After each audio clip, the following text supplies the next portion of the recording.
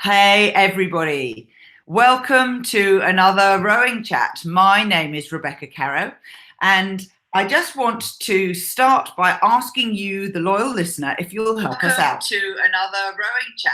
My name is Rebecca Caro, and I just want to start by asking you, the loyal listener, if you'll help us out. To another rowing chat. My name is Rebecca Caro, and I just want to... My problem. Apologies, everybody. Technology, you see, gets you sometimes. We're doing a listener survey, and I was wondering if you would help us by taking a short survey and telling us what you think of Rowing Chat. I've set up a unique website address. It's bit.ly, bit.ly /rowing chat survey. The more we know about you, the better we can make Rowing Chat. And before we kick off, we've got some good news for you. A long-standing favourite product is back in our shop again, calf skins. These are clever fabric tubes that protect the back of your legs from getting slide bites. You know, when the end of the runners dig into your soft flesh and the plastic protectors at the end of the slides are just a little bit chipped, so they've got a sharp edge, and the tape that someone put around the end has got wet and it's peeled off. Yes? Well, get yourself a pair of calf protectors from the Row Perfect shop. You'll find them under accessories at rowperfect.co.uk/shop, and they're called calf protectors. Now, welcome this week to my guest, Graham Benton. Welcome. I can definitely vouch for those calf protectors as well. I had a few nasty infections on my calves due to being slightly larger individual in some ill-fitting singles. Ah, well, there we go. Thank you very much. And unasked for endorsement. Graham, tell us a little bit about yourself and how you got into the sport of rowing. Well, it was all quite accidental, really. So I used to go to the gym. I played cricket mostly, was my main sport, so not particularly athletic. I went to the gym just out of vanity, really, and there was a competition on the Concept 2. I had a go, didn't really know what I was doing. Saw that my time was quite competitive in the gym. I think I did something like 6:35, which was pretty good. Managed to get it down over the course of the next few weeks. And then just so happened there was an indoor rowing competition in Portsmouth the following weekend.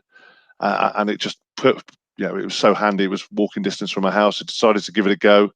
I think I did 6:03, had no idea what I was doing. Drag was on full, foot straps were loose. So, within about 200 meters of starting, both my feet are moving around.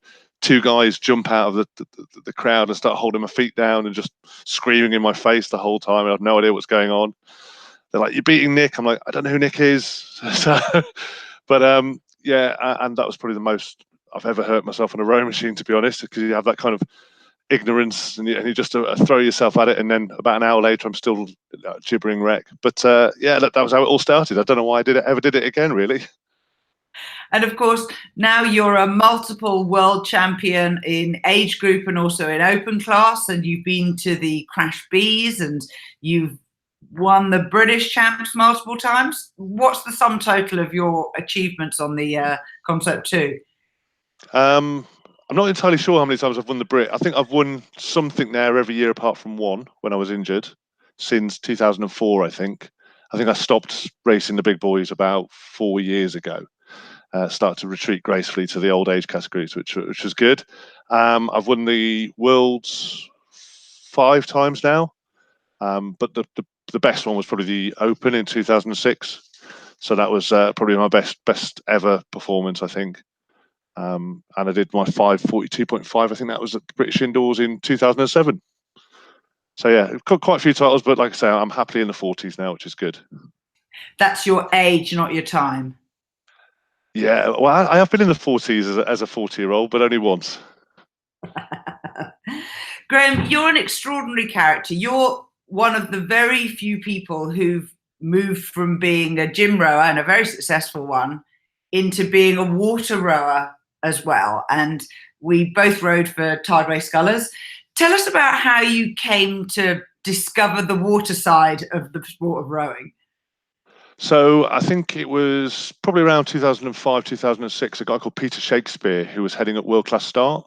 He travelled to Boston with the indoor team as kind of their sort of manager. And he essentially, I think I did a pretty good time. Can't remember exactly what it was, but probably sort of mid 40s. And he said I should give it a go. Did I want to go into World Class Start?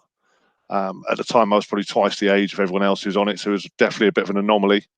But it was something I really wanted to get into. So I moved to Reading, started training out of Reading University, and gave it a good go for a few years. Predominantly my single, falling in a lot, but with some great coaches. And then got a call from Alan Campbell, probably would have been 2007, 2008, to go to Scullers and do a quad for Henley. Just out of the blue, straight into the Henley quad.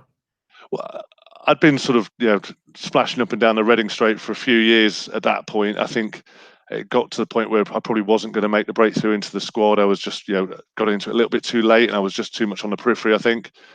So the chance to get really involved in a big club was great, because World Class Start was fantastic, had some great coaches, but you were never really part of the club setup. You're always a little bit on the periphery of it. So to get involved with Scullers and do that was a really enjoyable quad as my first kind of proper crew project. That kind of got me hooked on the sort of club side of rowing. And of course, the camaraderie and the friends that you made. Yeah, I'm still friends with a lot of the original machine. Tell me, what was it like coming to Tideway Scullers and getting into what was presumably their top quad for Henley that year?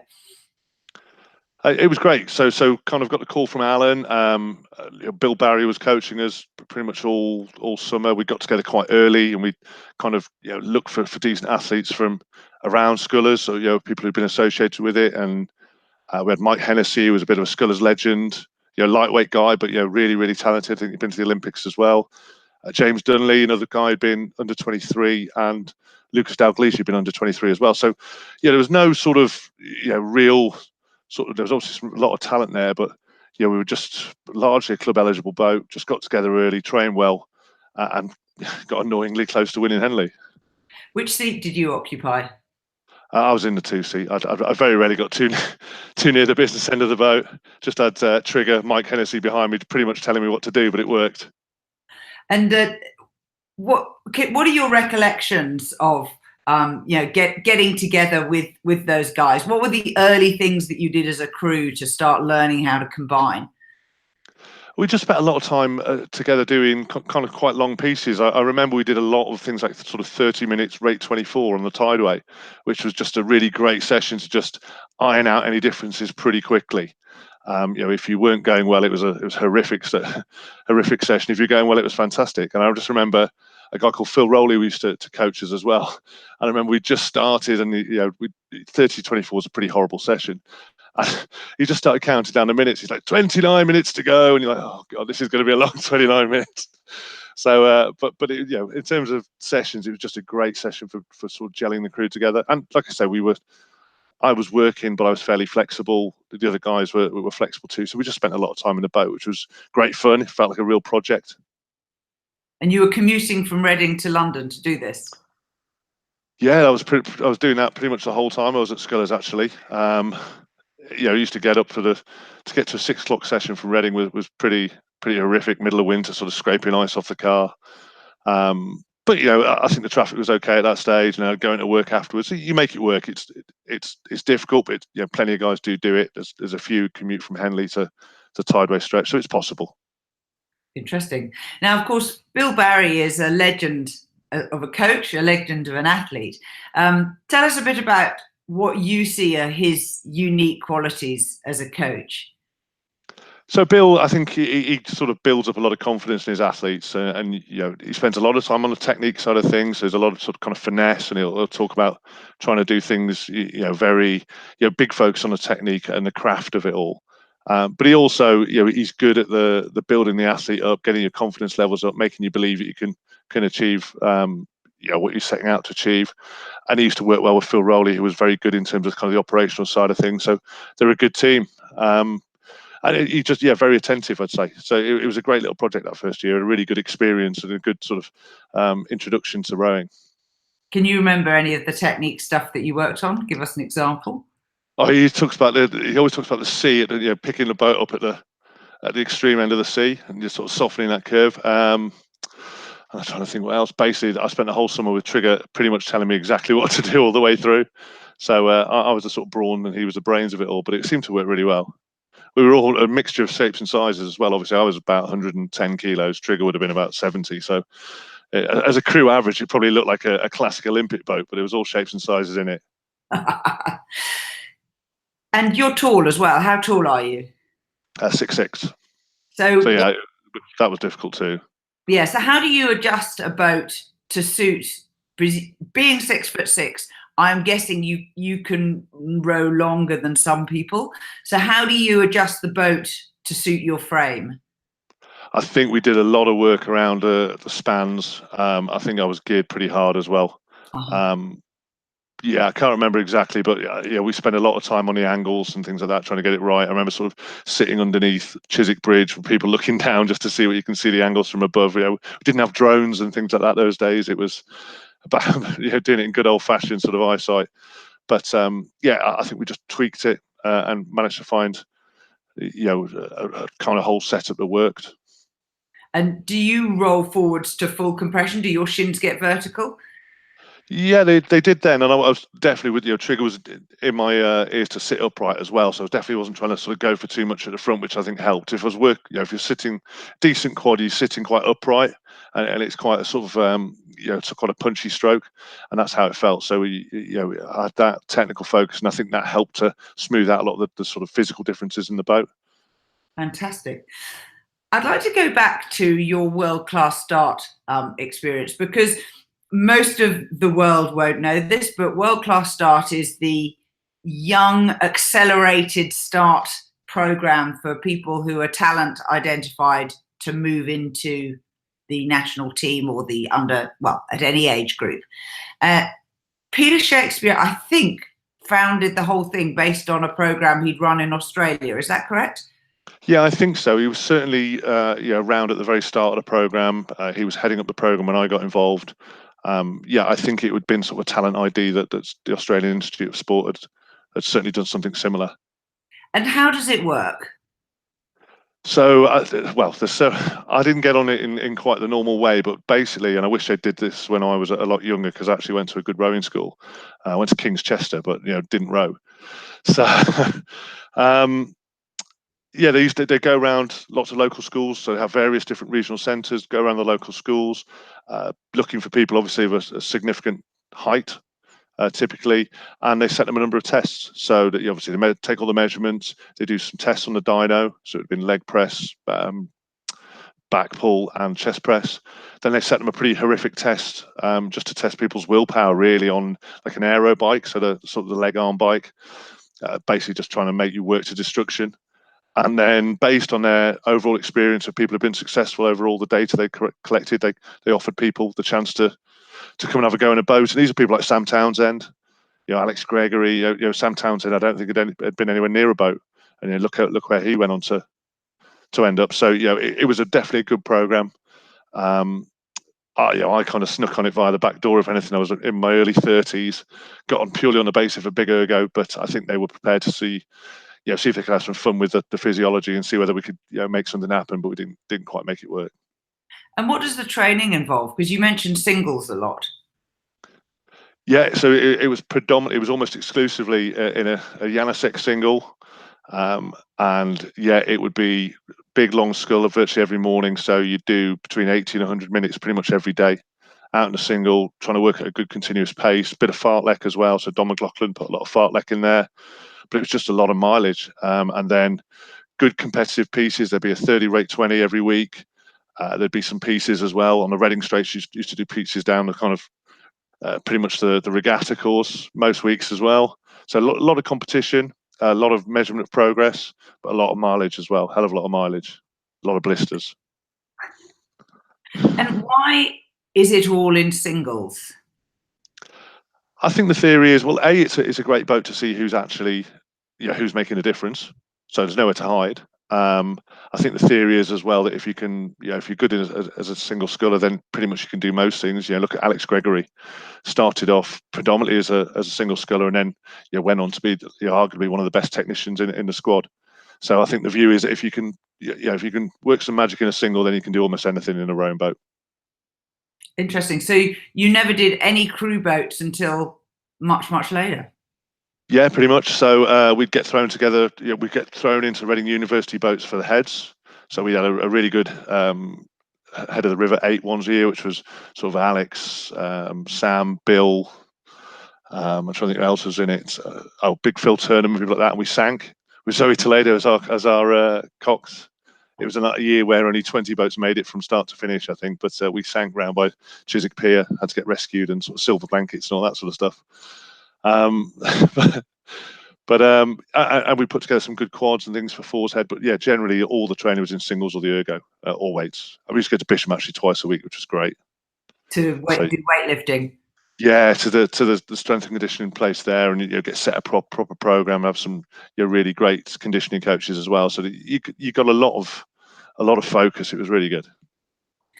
Brilliant. And how do you get on rowing alongside 18-year-olds? Well, to begin with, I was getting beaten by 15-year-old girls. So we do like 500 meter pieces, and I'd be just looking to get from A to B, and they'd be kicking my backside by some significant difference. But then over time, you start to be able to lay down some of the physiology, and I got fairly quick. I came 6th or 7th at Scullers Head in the end, so it wasn't bad. Top couple at trials. The early first trial before everyone gets involved. Probably 4 or 5 places off where I really needed to be. But I wasn't bad in the single on a good day. I was a bit of a flat track bully. I wasn't. If the conditions weren't great, then I suffered a little bit. But if they were quite nice as they were that year at Scullers Head, I had a good ding dong with Greg Searle that time as well, all the way down, like literally neck and neck. So that was when the conditions were good, I could express myself a bit better. Fantastic. That's a great insight. Now, I want to hear more about your Henley campaign, the Big Scullers Quad. Tell us how you went in the competition. So we lost in the final in fact, I've lost 3 finals by a combined 10 feet. So I think we lost, if that was 3 feet, I won to what was a couple of weeks later was the GB lightweight quad. I think they got bronze at the World Championships about 2 or 3 weeks later. So it's a decent caliber crew, but it was a year when it was almost cancelled actually that year. They're having to really sort of manage the water flow a lot. So these little lightweights into this screaming headwind, but we should have probably had them, I think, but didn't quite go well in the final. But it was a great run. We were dominated all season. I think we did very low 550s in the quad, which was a great time I didn't know it was a great time at the time, to be honest, but now I know it's a great time. I kind of just didn't know what I was doing. We got that close, and I was like, oh, that was great fun. Oh well, we'll win Henley next year. You kind of underestimate it all, and then you don't realise just how much goes into it, because I'd never even been to Henley before, let alone raced at it. So I didn't really understand just how much of a focal point it is for everyone, how ridiculously high the standard is. And then having got so close, I thought it was just a matter of time, but it never really materialised. So that's an interesting insight, isn't it? That you said 3 times you've got all the way to the final, which is really impressive. There's tons of people who would give their right eyes for that. And you always think that it's going to happen for you next year. Yeah, well, you finish and you think, right, this is what I need to do, and then all the parameters change. You think, because nothing stands still from year to year. Everyone gets better, the standard gets better, and there's a lot of what ifs. But you kind of look back on them more fondly. They're all great fun at the time. There's that one the following year we lost in the final with Scullers with an 8, which we probably should have won that one, to be fair. And then I lost 2012 with a Taurus Brit 4, which could have gone either way. That was a good battle. That was. I think I think if we'd had another 20 meters of course, we'd have had them, because they were sort of falling apart right at the end. But they'd done all their work early and got a decent lead, and we didn't quite catch them. Possibly could have raced the race differently. You don't know, do you? But they're all great races, and the great experiences. All summer was great. It's great doing a full year and just winning everything, winning all the the multi-lane stuff at Dorney. It's all great experience. Just unfortunately falling short when it mattered. Yeah, I'm sad to say that we're a kind of cruel race, us human beings. We remember the big ones. Yeah, no, absolutely. Yeah, I had some literally phenomenal races at Dorney. great performances, everything went to perfection, and then on the day, not quite. But never mind. I'm not bitter or anything. No, I think if you can go a whole day without a rationalisation, you're doing quite well in your life. Now, ergos, you're the man who has won a lot and who clearly actually enjoys doing work and competing on a rowing machine. What is it that appeals to you? I like the winning. So I do sort of question my sanity sometimes, but I do like the racing, and I love that. I'm very competitive. I like being successful. I think if I hadn't have been quite so sort of competitive in the early stages, I don't know if I'd have really caught the bug as much. It's a bit of a poison chalice at times. When you're good at something, it's very hard to walk away from it, and I'm not sure I ever will or could. It's also a great little barometer for me of just sort of keeping myself fit, knowing where I am. As I'm getting older, it's nice to know that you're still capable of something like you used to be able to do. And I think I also like the plaudits, I guess, as well. From a vanity perspective, it's nice to be known for something. It's nice to be successful at something. So yeah, I get a lot of pride from it. If I'm being, it kind of all comes down to that, I guess. And would you tell us a little bit about your training program when you're preparing for a big race? How do you train? What do you do? So I've got a great coach who's been probably, so I sort of bumbled through the early years where I just kind of sit on the machine and go, right, what do I fancy doing? And then it got to the point where I started to get some really good times, but if I was going to step on, I needed some structure. So I approached this guy called Fletcher, who's kind of a indoor rowing legend, indoor rowing sort of scientist, really. He's also now very heavily involved in watt bike. And he really understands me. He's very good at getting me to race day confident in what I can do. The program is all about layering speed on speed so that I gradually get faster as we're approaching race day. The ergo is it's not all confidence, but there's a hell of a lot of confidence involved in the ergo. If you don't believe you can do what you're trying to do, then you won't do it. So his training is all about giving me the proof points. I know that when it's difficult, when you're in that kind of second or third 500 and you get those questions, that I've got the answers, so that I can kind of trust in the training. I can trust in him, what he's telling me, because I believe what he says, rather than what my head or my legs are telling me at that particular moment in time.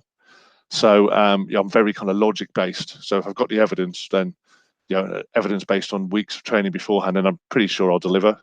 And touch wood, I've pretty much been within 2 or 3 seconds of 2 or 3 seconds of target every time, and that's all down to Eddie. Eddie's training is not built on kind of fly and die or gung ho. He'll get me to race day, and he'll know exactly what I'm capable of doing. So have you got anything more that you can reveal that some of our listeners could practice for themselves? So I think definitely certainly as an older athlete, it's less is more. So you can't cram. It's not a case. I get a lot of people sort of ping me on social media going, "I've got a test next week. What can I do to get faster, or what can I do to get the best scores?" The reality is not a lot. It's far too late at that point. It's just about being well rested and having confidence. What I'd say is that I do a lot of kind of longer intervals, so a lot of 1500s, 1250s, 1000s, 750s. Anyone can do 250s and 500s. They don't really, they're all right for a bit of physiology and all right for a bit of fun, but from a mental perspective, they don't really build the strength or the mental strength like a 750 or 1000 do. If you can smash out multiple 750s or 1000s, then it's a hell of a lot tougher and a hell of a lot better preparation for a 2K than just sort of flying out minute intervals and things like that. I think you can convince yourself you're a lot quicker than you are if you do the short intervals. So how many of these longer intervals are you doing on repetition? So it gradually sort of tweaks down. So I'll start maybe a few weeks out. I'll be doing maybe 5 or 6, but above race pace. Then they'll come down, and then in the weeks before, I might just be doing 3 times 1000 at about race pace. Same with the 750. So the number comes down, the speed goes up. It's all aimed to hitting race day at exactly the point that we wanted to be at. So very, very consistent. In fact, it's all about consistency. And I will always try and never fly and die. So I'll always try and do all 5 or all 6 at the same pace rather than tailing off. I think you learn a lot more about that, even if it's not as hard as it could be, even if you're not falling off the ergo at the end of the session because you haven't flogged yourself to pieces. You've learned more about yourself at that point. I'm always looking for efficiency. I'm maybe a bit lazy. I'm always looking to make the session as easy as I possibly can. So you start your training program with a number in mind, which is your speed goal on race day. Is that correct? Yeah, that's correct. So it'll be the record or what I think I need to win or just where I think's possible based on the time that we've got. And when you're doing these longer intervals, does each one of them, do you start it knowing the split that you're looking for? Yeah, so Eddie gives me a target. Sometimes it'll be a target range. Other times it'll be quite a very specific target. What I've got into lately as well is covering the average. So if I know I've got a tiny little black insulation tape, cover the average. And then if I know I've got to hit 130s, I know that if I see no splits lower than a 131, it'll be a 130 average. So it just allows me to really concentrate on each stroke rather than getting either phased or overconfident based on the split. Really good way of just sort of soaking up the moment. And we all know that the split is a rolling average. How many strokes do you think it averages over?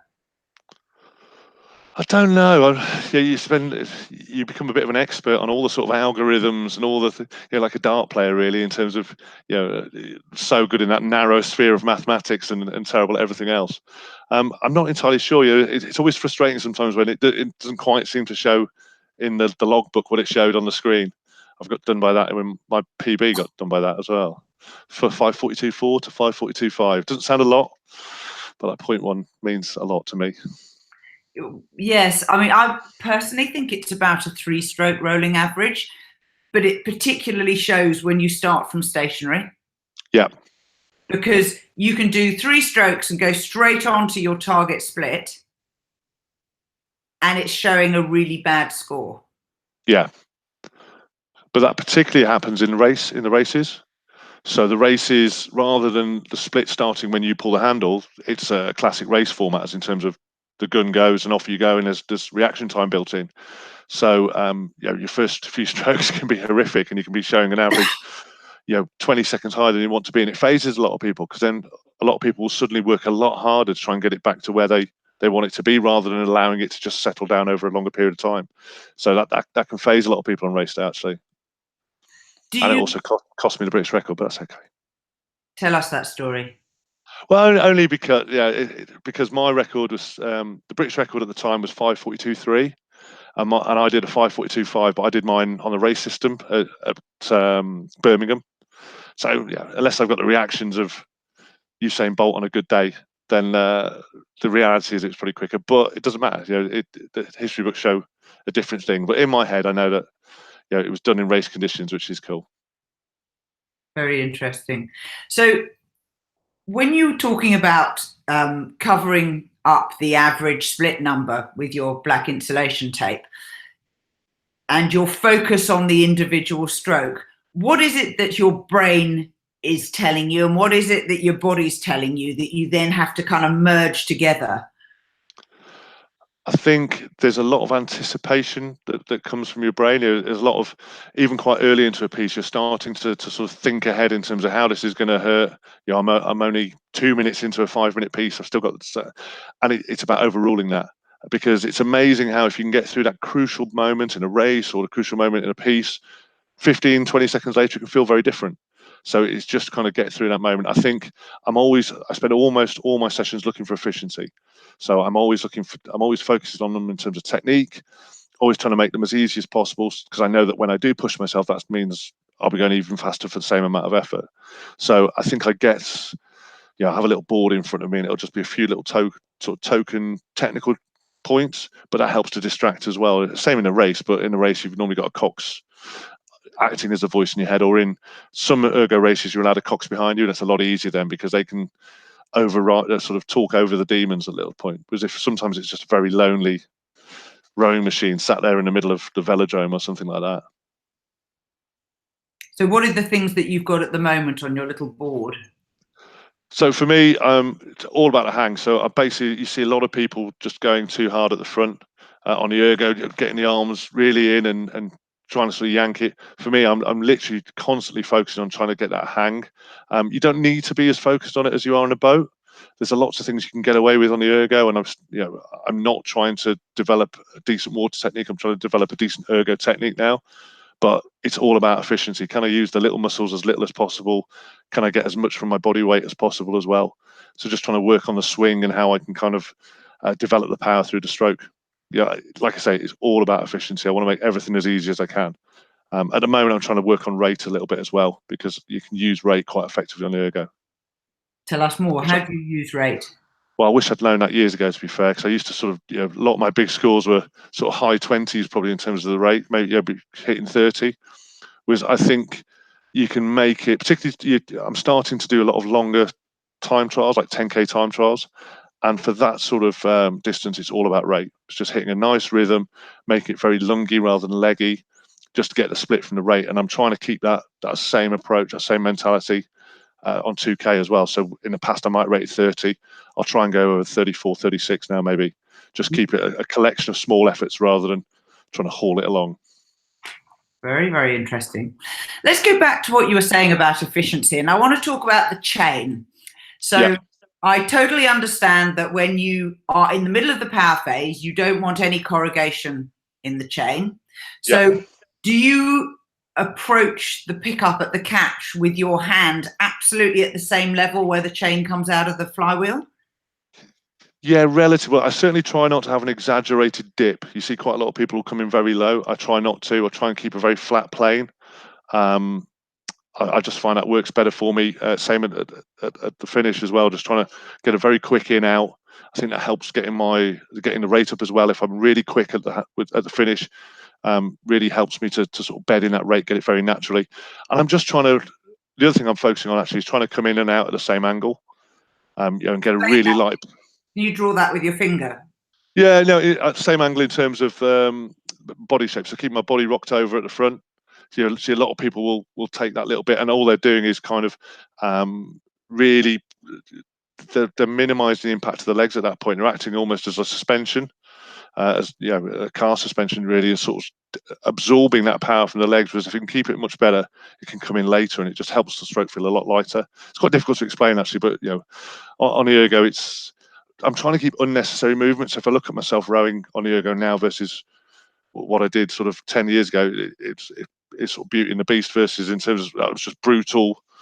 Chain was going all over the place, machines warping around, handles, weird sort of angles. I'm just trying to be a bit more of a technician about it, just as you get older and lazier.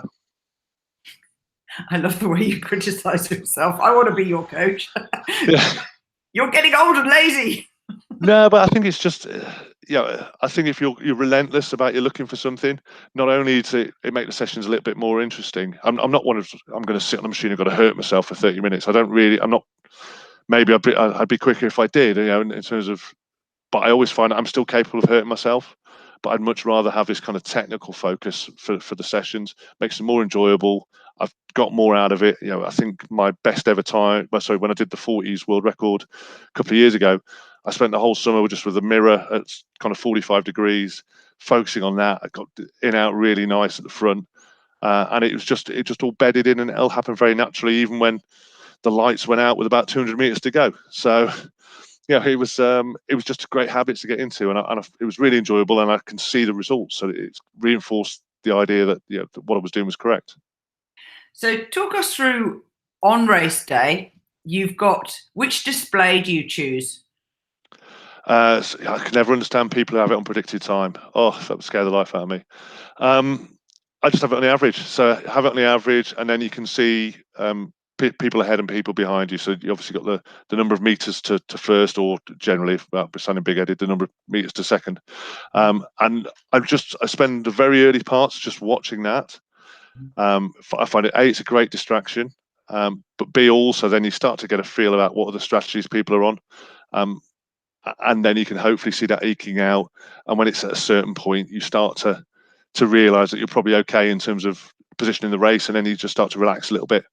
And then I generally find a lot of people will stay quite close in the early stages, but then I think I row a much flatter profile than a lot of people. So I kind of sort of wear them down over the course of the race. So let's talk about your race profile. Yep. What are you looking for?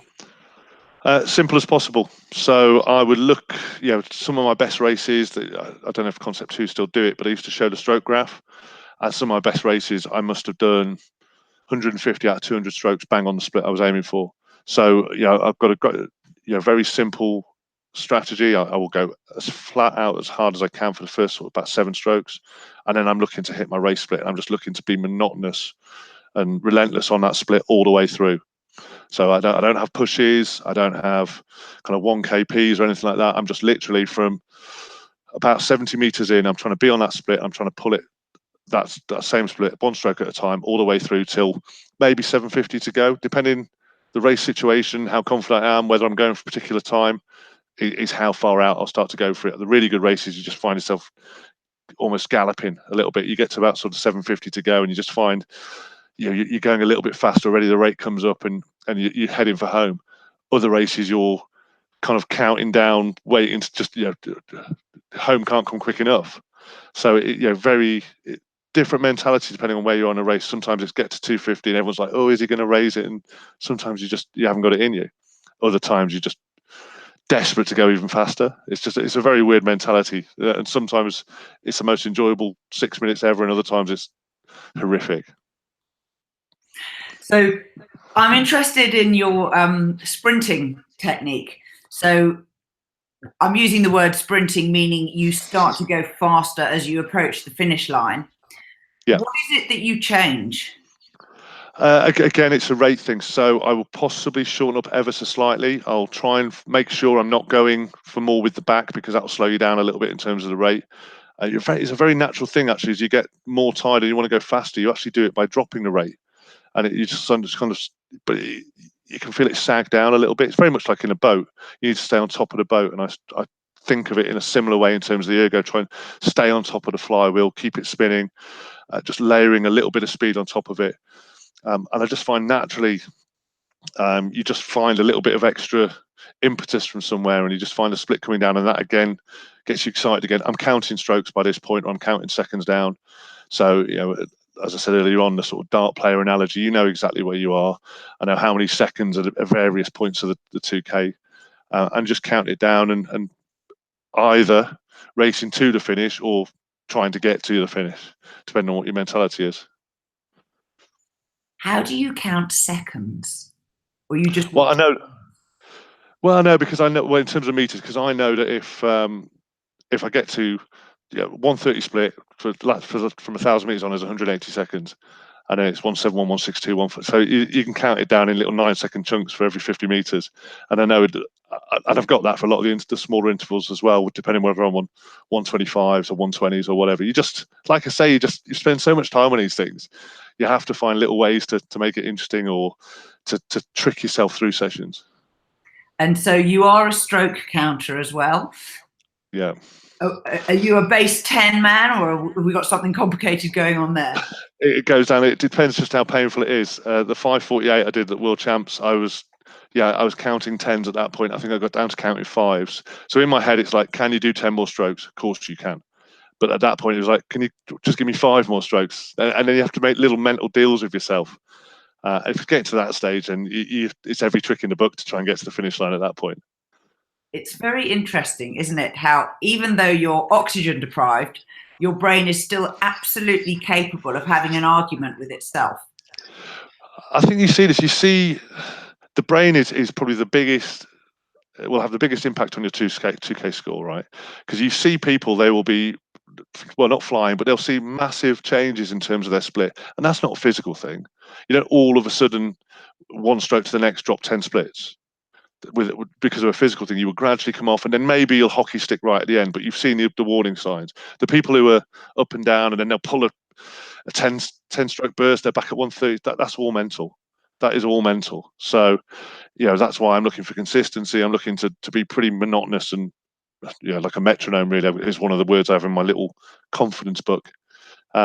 Just 1 stroke at a time, same again. If the last one was very good, well, it's gone now. Write it off, make the next one where you want it to be. What's a confidence book? So it's just a little, I got quite into sort of NLP and all these sort of things. As I said, I'm a big believer in the power of the mind. So I've just got this little book, and it'll be a couple of key sessions. So it might be, you just did 4 times 1,000 at 129. So of course you can do this. Believe 1 stroke at a time. It's just series of things that I want to get in my head just before I start the race, so that some of them might be there when I've got some difficult questions to answer. So I think it's just a little reminder, because if you've got any lingering doubts, they're going to come out in the course of that 2,000 meters. So it's just, what can you do to make sure you're starting that race in the best possible mental shape? So you're very positive. I'd like to focus a little bit on a situation where you can remember losing that battle with positivity. Can you bring a situation to mind? Yeah, thankfully it's not in races, but I stop a lot of training sessions. So I'll handle down a lot. At the moment, I'm trying to do quite a punchy 10,000 meters. See if I can get the British record for 10,000 meters, and I've stopped a few times on that. And it's a mental thing, and I know it is. And it's just, one day it'll be there, one day it's not. But what I'm determined not to do is not to carry that into races. And also sometimes, if not so much lately, but if I was doing a really difficult interval session, and I had to do, say, 4 1000s, and I did 3 and I stopped on a 4th, I'd make sure I finished off with something. I'd do a 750 if I'd stopped on 1,000. So I won't beat myself up. I'll look at the training that I've done and assess the value I got from the training, rather than what I didn't achieve. But yeah, my training is not perfect at all.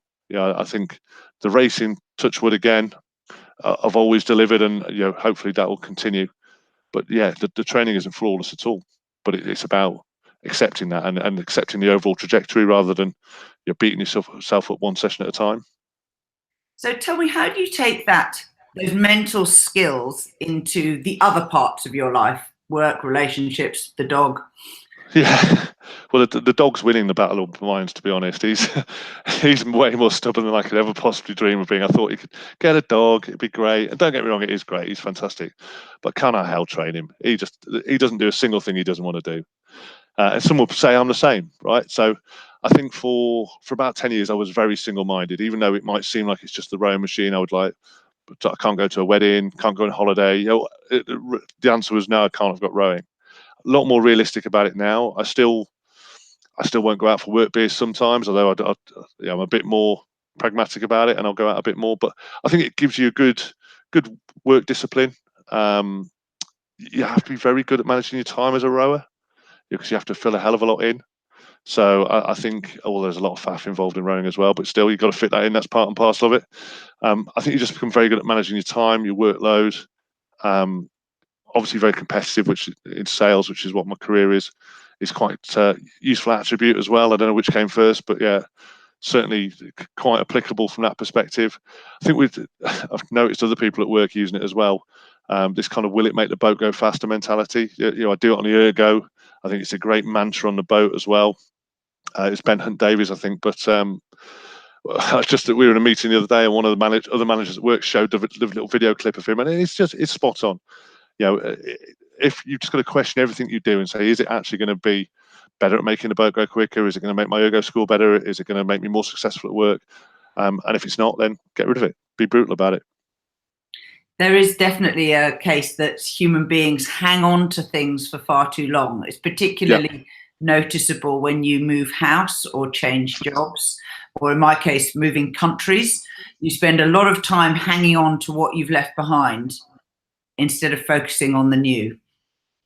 Yeah, agreed. And I think that's been one difficult thing for me, has been, I'm nowhere near the speed I used to be. And even training sessions, my sort of rate 18 split is 149 now. It used to be 144. I can't even dream of that. My best ever 30 minutes was done at rate 20, like 138. I couldn't even pull that for one stroke now, I don't think. But you have to just kind of put some perspective on it, be grateful for what you're achieving, set yourself little different goals, rather than looking back and how the hell did I ever pull that sort of split. Still look at some of the training and just can't believe it ever actually happened, to be honest. But yeah, it's just accept that you're getting older and you're not going to be capable of that, but what you can still achieve, and you can still be successful in your own right at this point in time without having to reflect back on that. Do you do gym work as well, or do you just have an erg at home? Ergo at home, and I've got one PT session a week. So I go into London at 5 every morning. One day a week I go to PT. The rest of the time I try and get in the office for 6 so I can get home at 4. And it's just a sort of generic PT session. He's fairly mental. And yeah, it's just normally aching for a couple of days after that, but it's great fun. Otherwise, I wouldn't do any weights at all. It'd just be the rowing machine. But to be fair, most of my career after I got off world class start has been pretty much just the rowing machine. I've never been great at weights since then. I've had a few sort of back niggles and things like that. I think the ergo's a great piece of equipment in the fact that it's a strength workout as well as an endurance workout. So you can get pretty fit just doing rowing. And if you've got limited amount of time, everything else has to go first, so you can do the ergo time. But yeah, I do enjoy my one little weekly PT session. So you always train in the afternoon, evening? Yeah, I can't train in the morning on the row machine at all. I just be yeah. The thing is, you get too much information back, and you're trying to achieve things that you can, pull quite easily at 5 o'clock in the afternoon, and at 6 o'clock in the morning, nowhere near. This is the worst thing about being old, because you always put you up at 9 o'clock at the British indoors. Was when you're younger and you're the main event, they pop you on at 2 or 3 in the afternoon, which is an absolute dream.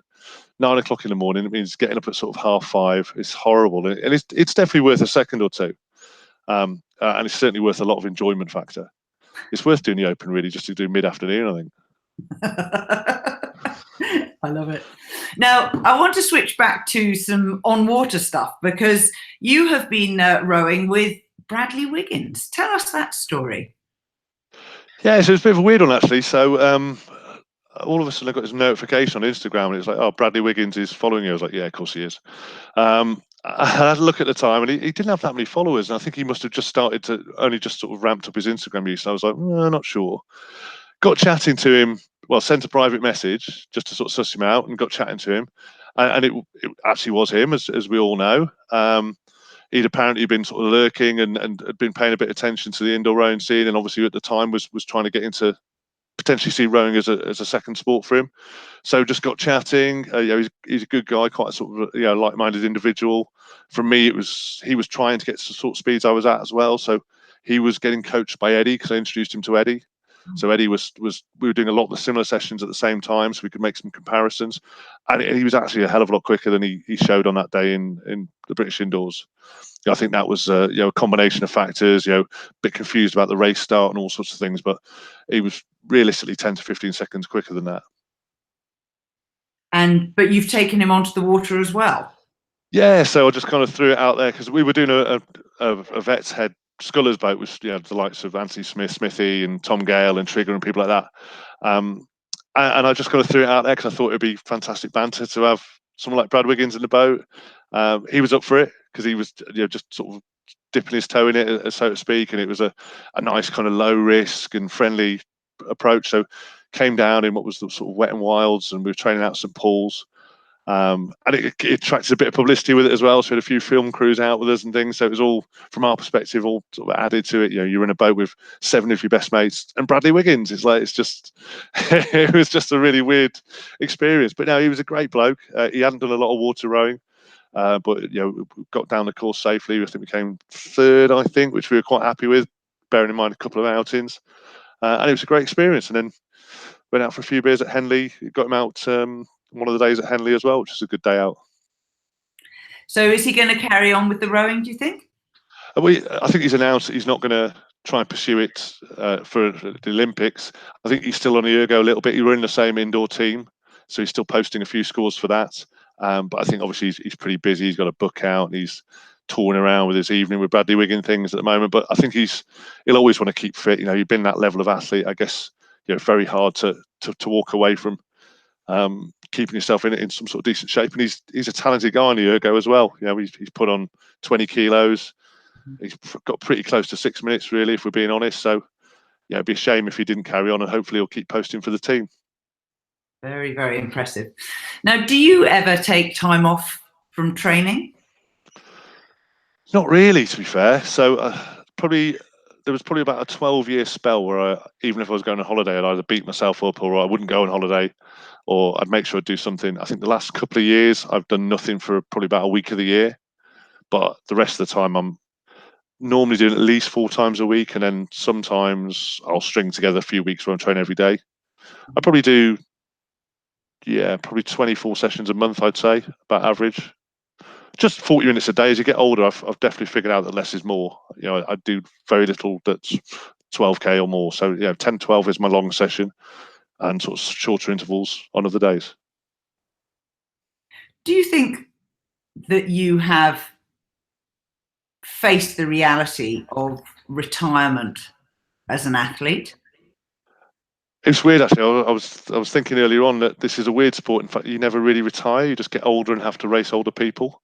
And I almost kind of missed. I did wonder whether it would actually be nice to be able to walk away from it, because you can't walk away from ergo. There's 100-year-old guys doing it still, so it's with me for the next 60 years potentially. So yeah, I don't think I can ever retire. Which when I've been, that's because I obviously knew we were talking this evening. I was thinking, God, I've been doing this 16 years now. God, I might be doing it another 40 odd years.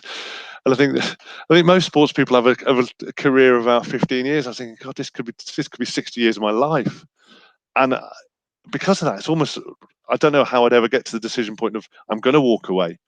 I think I'd be just, if I couldn't remain competitive, I couldn't get to train enough that I wasn't competitive, I think then my ego or my competitive nature would probably make me sort of step down. So I either want to be not necessarily the best, but certainly right up there competing with the best, or I probably don't want to do it at all. I'm a bit all or nothing.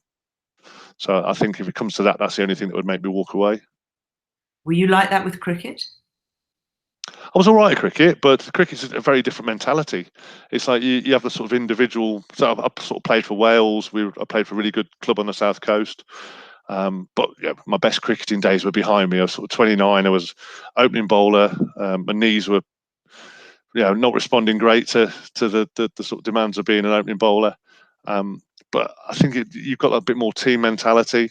And I spent half the day eating sandwiches, watching other people do stuff, so it was great as well. But I do miss that kind of. I did used to love playing cricket from the age of sort of 12 to 30. It was my main sport. But yeah, then rowing. You've rowed yourself. You can't dabble in rowing. You can't sort of do a little bit of rowing. It's a bit all or nothing. Even if you're not, even if you're doing it recreationally, it still takes over. So yeah, the cricket had to go, unfortunately.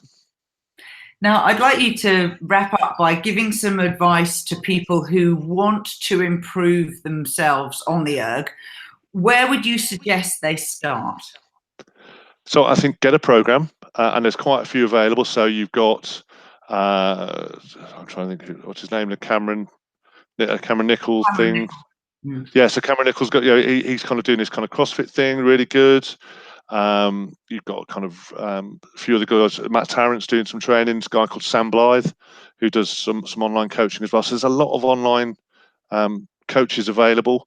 Get a program, bit of a way of assessing yourself against other people. Great thing is there's always someone a little bit faster than you and a little bit slower than you. So you've always got that kind of competitive aspect to it. Spend some time focusing on technique. So understand the basics, figure out what drag works for you.